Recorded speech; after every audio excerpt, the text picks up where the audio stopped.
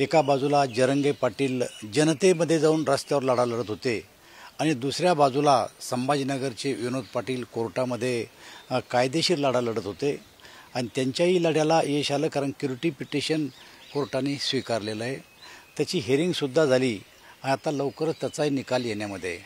परंतु काल आणि आज ज्या काही राज्यामध्ये घडामोडी घडल्या आणि त्यातून आमचे सरकारनं, त्यामध्ये प्रामुख्यानं आमचे मुख्यमंत्री एकनाथराव शिंदे, त्यानंतर आमचे उपमुख्यमंत्री देवेंद्रजी फडणवीस, उपमुख्यमंत्री अजितदादा पवार आणि त्यांचे सर्व सहकार्यांनी एकत्र चर्चा करून मराठा समाजाच्या ज्या मागण्या आहेत त्या मागण्या आपण पूर्ण केल्या पाहिजे अशा प्रकारचा निर्णय केला। आणि मला असं वाटतं की आता तो निर्णय मुख्यमंत्र्यांनी येऊन सरकारच्या वतीनं जरंगे पाटील आणि त्यांच्या सर्व सहकार्याला दिला, त्यावर त्यांचं समाधान झालं। मुंबईमध्ये जे ते येणार होते ते मुंबईमध्ये येणं टळलं। मला असं वाटतं की हा मराठा समाजाचा विजय आहे। एक तर कोणत्याही समाजाचं आरक्षण काढून मराठा समाजाला दिलेलं हे आरक्षण नाही।